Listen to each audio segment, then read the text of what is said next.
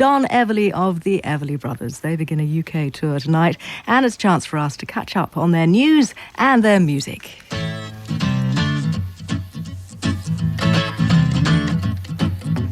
Bye-bye love, bye-bye happiness, hello loneliness, I think I'm gonna cry.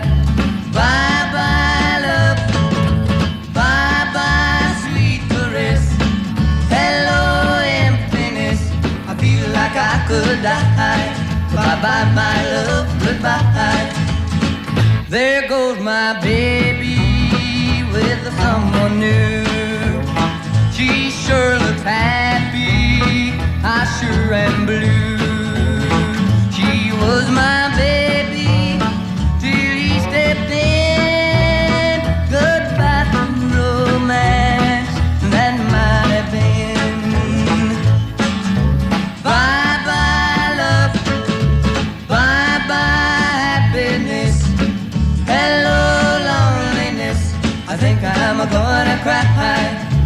Bye-bye love, bye-bye sweet caress, hello emptiness, I feel like I could die. Bye-bye my love, goodbye. I'm through with romance, I'm through with love, I'm through with counting the stars above. And here's the reason that I'm so free, my loving baby is through with me. Bye-bye love, bye-bye happiness, hello loneliness, I think I'm gonna cry. Bye-bye love, bye-bye sweet caress, hello emptiness, I feel like I could die. Bye-bye my love, goodbye. Bye-bye my love, goodbye. Bye-bye my love. It's more years, Don Everly, than you probably care to remember since Bye Bye Love first hit the charts. And here you are in Britain again for a national tour. Welcome on behalf of all your fans. Thank you so very, very much. It's always a pleasure to be here in Great Britain. Thank you. It really is. Can you remember the first time that you were brought over to England by your record company for a tour? Yes, I can. I remember the first trip to London, and that was in '57, and it was on a promotional trip. It wasn't for touring, with Cadence Records. And we had Bye Bye Love. And I remember driving from the airport. It was very, very dark. We drove, it was foggy even. Foggy, in the smoke fog or whatever, the black fog was still there at that time. We drove all the way, couldn't see a thing, and I was just dying to see my first glimmer of Great Britain. Couldn't see that. Got in the hotel, woke up the next morning, and walked out the door, and I was in Piccadilly. And were you recognizable to the crowds already? I don't think so. But boy, was I fascinated. I walked outside, and I looked, and I was in Piccadilly. And I couldn't see nothing that night coming in, and it was just like being in a dream. I was very young. And there was Eros there with the neon signs. You'd arrived. It was just beautiful. I was thrilled to be there. I've always, as a child, I wanted to travel. I was, and I've done a lot of it.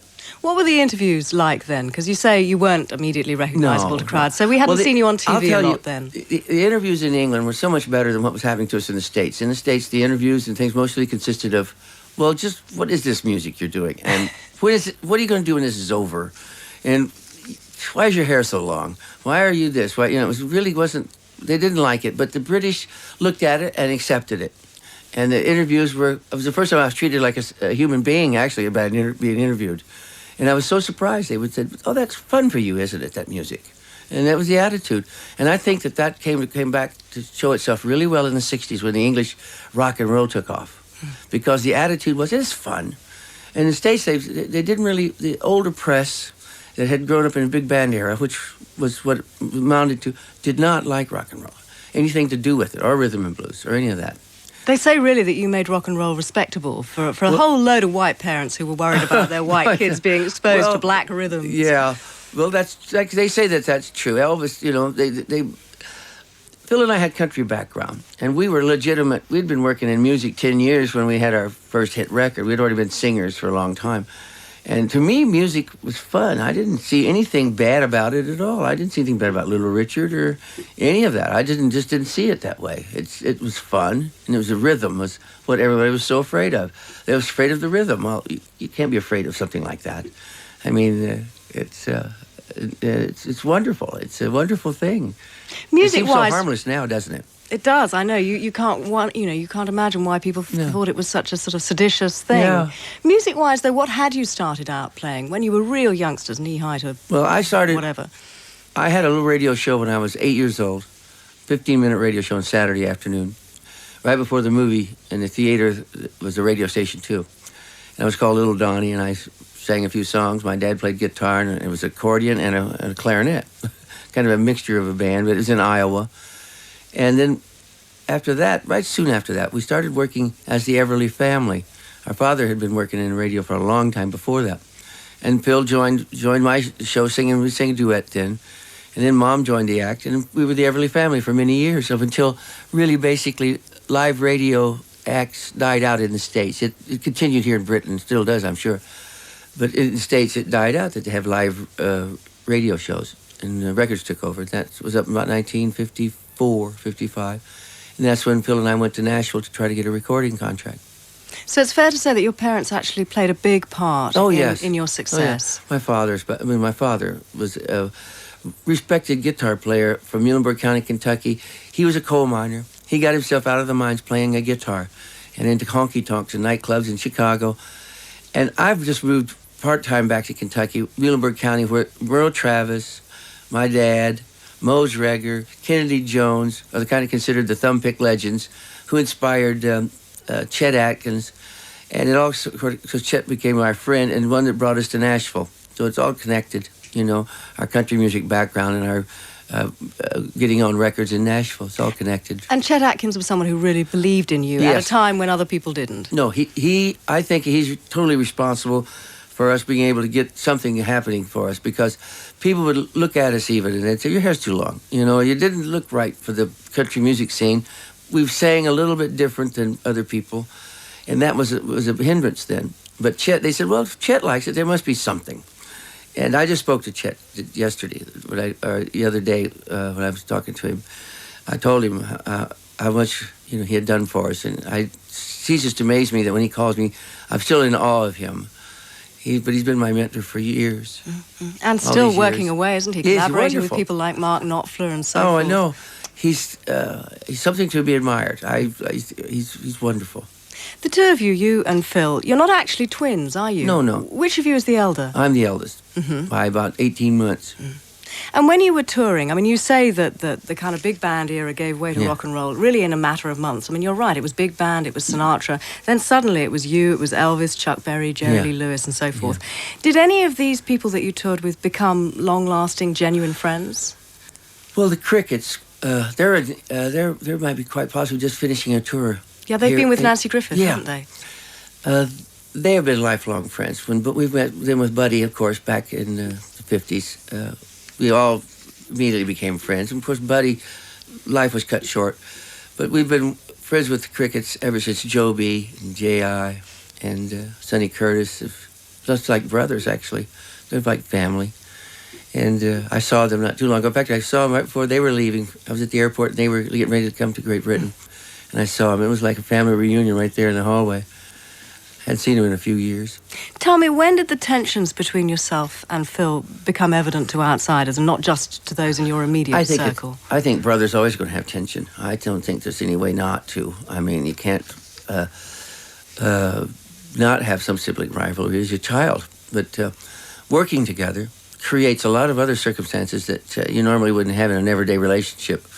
And I find that I wondered about it myself because I only knew what it was like to be with Phil and I in a family. So people would say, well, why can't you get along with your brother? And I said, well, do you have a brother or a sister? And he said, yeah. And he said, well, I don't speak to them. And I said, well, see? Everybody has problems with their relatives. It's not, and especially if you're working together. We don't work that much now. I haven't seen Phil in a while. He's coming, and we're working now together because it's fun to do. It's not because we have to. I think when you have to do something, it makes it a little bit rougher. So you meet on stage, but really your lives don't Our lives- coincide very no, much beyond. No, he lives in California, and I live in Tennessee, and I'm going to spend a lot of time in Kentucky. And we talk every day. I mean, we talk on the phone. I call him a lot, and we talk, see what's going on out there. Just, checking in, just like you would with anybody in your family. And we work together, and we have the working relationship that works really well now.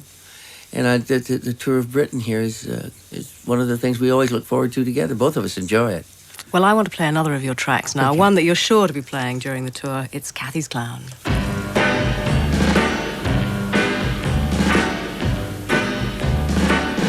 Don't want your love anymore. Don't want your kisses, that's for sure.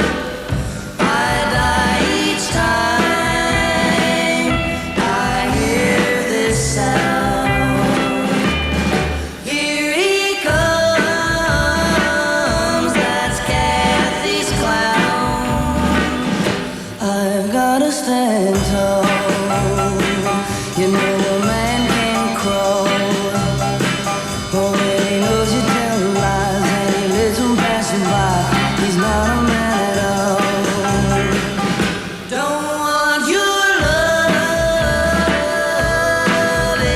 anymore. Don't want your kisses, that's for sure. I die each time I hear this sound. Here he comes, that's Kathy's clown. When you see me shed a tear, and you know that it's sincere, don't you think it's kind of sad that you're treating me so bad, or don't you even care? Don't want your love anymore. Don't want your kisses, that's for sure. I die each time I hear this sound. Here he comes, that's Kathy's clown. That's Kathy's clown. That's Kathy's. Kathy's Clown, the Everly Brothers. Don Everly, you wrote it. And why was the sound so very different from what anyone was used to hearing at the time when that came out? I don't know. I think that we had always tried to make our record sound different from like when we cut Bye Bye Love, everybody said, do that again, that thing on the front. Dum, da-dum, dum, dum. And every song we got had somebody trying to imitate that again. And I said, no, you can't do the same thing. I said, the audience isn't going to want that again. Because I'd seen other artists do that. And it just, to get on one thing and stay there, and it just didn't work. So you come up with something else they're called hooks, I guess, and arrangement sounds. And on Kathy's Clown in particular, it was, I sort of harkened back to the Grand Canyon Suite, which I had, I think, from a Disney cartoon or something. Had got in my brain with the boom, da-da, boom, da-da, the Grand Canyon Suite, the Donkey Serenade or something like that, all mixed together in my head. I came up with the drums thing for the sound of Kathy's Clown. And it was unusual at the time, but it seemed to fit the song real well, and it worked. And we put a little slap on the echo that they hadn't tried before, a little echo thing that hadn't been done before, the drums. You had huge success with that over here, didn't you? Yeah, It that was stayed, a- I think, at the top of the charts for more than a couple of months. Yeah, it was the biggest, I think, for us here. And you had 2 more number ones during 1961. Did it feel at the time like that level of success would just go on forever?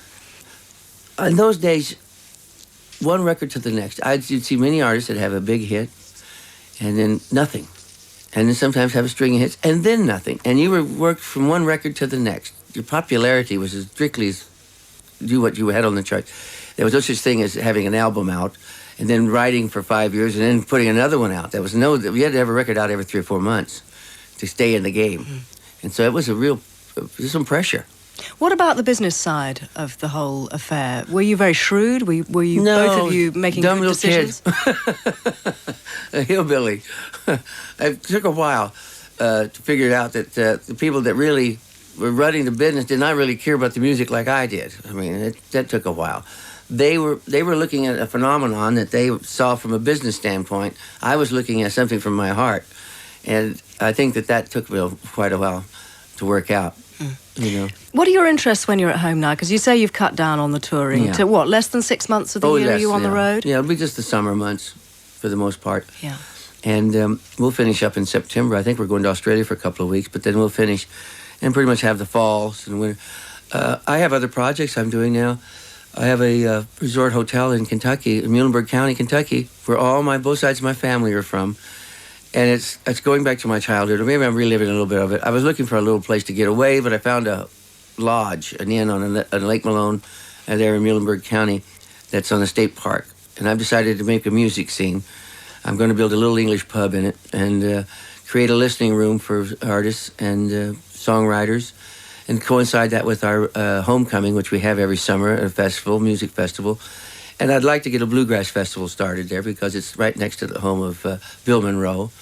And and I've been going up talking to the tourist board in Kentucky, and I've become involved back in my roots in Kentucky, and I'm really happy about it. It's something to do, and I'm excited about it. Why is it so important to you to go back every year and do that summer festival? Are you feeling as if you're giving something back to your roots? We started out as just to help Central City. Our little hometown was struggling with the budget, and they needed radios for the police cars. And they were people that lives endangering because they didn't have the budget. Bill and I helped them out. We did the first concert. It helped. Now we have a community college. It's 10 years now. We have a community college coming into Central City. We have 2 motels in Central City. And the place is picked up. I think it's due to the 500 volunteers that work every year for this festival. It's all for free. Everything goes into a college funds and scholarships. And it has drawn attention to the town and has helped it immensely. And it's due to their work. All I do is go there and sing a few songs. But they work hard for it all year round. And Don, I hear that congratulations are in order. You got married, 6 weeks ago now? 6 weeks ago, I got married, and I'm very happily married now. And your wife is traveling over with you She's for with the me tour. here on this trip, and we're enjoying it, and we have a few days to enjoy it, and I also enjoy the touring anyway. But we have some time off, too, so it's not a strenuous tour. And where did you actually tie the knot with Adela? In front of my house in Nashville, Tennessee, under a big burdock tree, a very old tree. So that's where you exchanged your vows. Yes, and the white flowers on the lawn. Very nice. And what are your hobbies at home? I mean, when you get time, when you're not thinking about the lodge and all the new business projects and what have you, are you a fisherman? Are you? Well, I do fish. That's the one thing I do. In fact, I'm going to be doing some of that that's one of the reasons that I'm at the lodge up there in Lake Malone. It is a pleasant place and to visit and to fish. You can fish there. In fact, it's the one thing I do know how to do. I'm a catch-and-release man now, though. Unless I'm going to have supper. Then I go fish for supper. So it's the sport rather than for feeding yourself, yeah. Now, I know that you're staying on in Britain for a few days after the tour is over. Yes. You've got another project Yes, ahead. well, we've been talking to Andrew Lloyd Webber for the past few years about working together somewhere like that. And we are going to be in the studio with Andrew, and I'm looking forward to that. Sir Andrew. I'm looking very much forward to this project. We've been talking about it, and so we're going to be in the studio together, and I can't really... I hate to say what it is because I didn't ask him whether it was okay to talk about exactly what it was about, but we're going to be in the studio. Well, I know he's working hard on perhaps getting a new musical together. Perhaps it's involved with that. I think it is. Yeah, it's involved with an album about a new musical. Great. Exciting times ahead. Don Everly, thank you very much for taking the time to come in today. The tour begins this very night, continues through until the end of June, and we wish you well. Many thanks. It's my pleasure, believe me. And Noel from some old stages. Bye-bye love, bye-bye happiness, hello loneliness, I think I'm gonna cry. Bye-bye love, bye-bye sweet caress, hello emptiness, I feel like I could die. Bye-bye my love, goodbye. It's 40 years since the Everly Brothers hit the charts with Bye Bye Love, and they've ridden the inevitable roller coaster that is life in pop music. There was Don's suicide attempts, and the brothers had an acrimonious split, which is where the advice to the Gallaghers comes in. The Everlys have had more experience than most of fame and fortune. As Don explains, they were born to a life in the limelight. I grew up in radio. I was 8 years old when I first appeared on my father's radio station in Shenandoah, Iowa. And we were singing Christmas songs. On Christmas morning, they'd bring all the kids down, the artists that worked on radio. And, of course, I was one of them and sang, I think, Here Comes Santa Claus.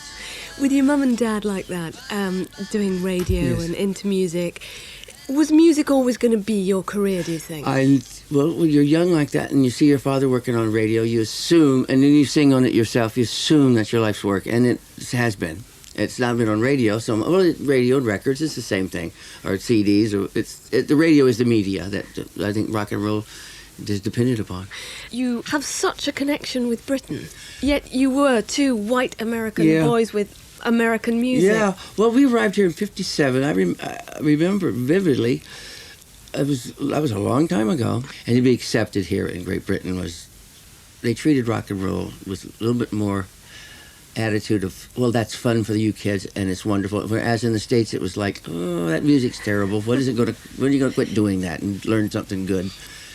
The attitude here was so much different, and we loved it, and it's been home to us ever since. We've been coming back ever since. So the attitude here was a bit more liberal, It was much here's more something liberal. new. They looked at it, well, that music must be fun for you, and it was fun. Dream, dream, dream, dream, dream. Dream, dream, dream when I want you.